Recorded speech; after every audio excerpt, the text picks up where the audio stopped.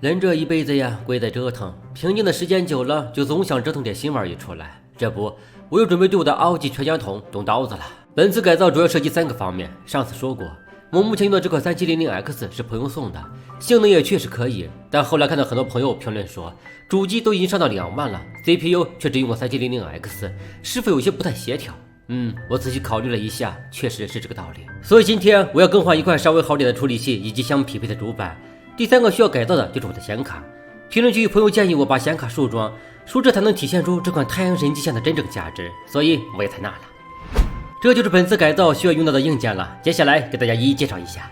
首先是 CPU， 因为这台主机的本职工作是生产力工具，所以我仍然买了一个 AMD 的产品，型号是 3950X， 正好遇到优惠5400多元搞定。这款油用的是7纳米工艺，16核32线程，玩游戏的效果暂且不说，但剪视频绝对属于壮汉级别。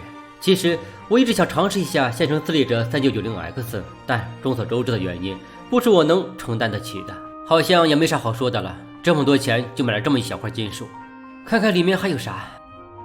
哎，空的。AMD 不是最喜欢送散热风扇的吗？为啥这个没有？哦，明白了，估计厂家也知道这块铀并不是区区一块风冷能征服得了的。接下来咱们再来看一下这个小玩意儿，一条 ROG 的显卡梳妆转接线，花了我300多，实在肉疼。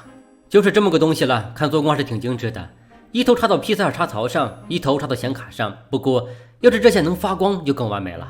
最后咱们再来看一下这块主板，目前用的 ROG 那块 B550F 虽然也能承载 3950X， 但对于 3950X 这个性能怪兽来说，未免还是有些牵强，特别是在供电上有所不足，会直接影响处理器的性能发挥。所以这块 U 的最佳伴侣肯定是 X570 了。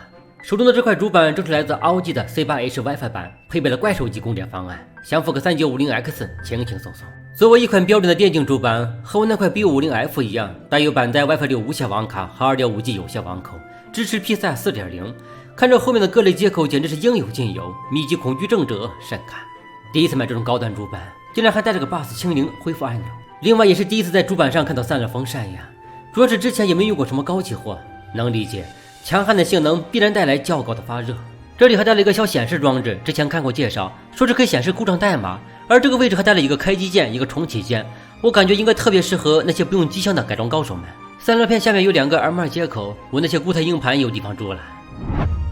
现在开始改造，首先是安装 CPU， 我感觉应该是没有放错方向，然后把它固定好，这要是放错了，那就是另外一个故事了。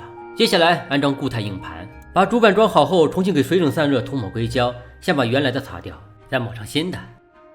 怎么样，我这手艺很不错吧？然后把它们涂抹均匀，搞定了，完美。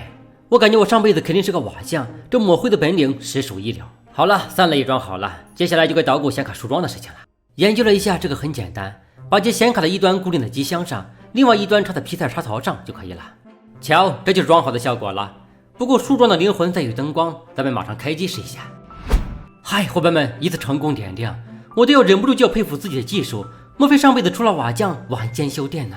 另外，哪怕梳妆显卡，我这机箱的空间还是绰绰有余，估计放一块3080或者3090是绝对没有问题了。不过现在并不是换307显卡的时候，新品上市总会有些小问题，特别是还有那些黄牛在嚣张，我可不惯着他们。进入系统了，因为只是更换主板和 CPU， 所以并不需要重装系统。那么现在赶紧让我们用娱乐大娘跑一下分试试，真的好期盼这 3950X 的强悍表现。跑分开始，让我们稍待片刻。哇塞，结果出来了，73万分，单单处理器就跑了36万分，不愧是32线程的性能怪兽，后期再加上一个3080显卡，妥妥的过100万了。从这里可以看出，这块 CPU 的跑分数据是要强于大部分家用级处理器的，以后剪视频肯定会如丝般顺滑了。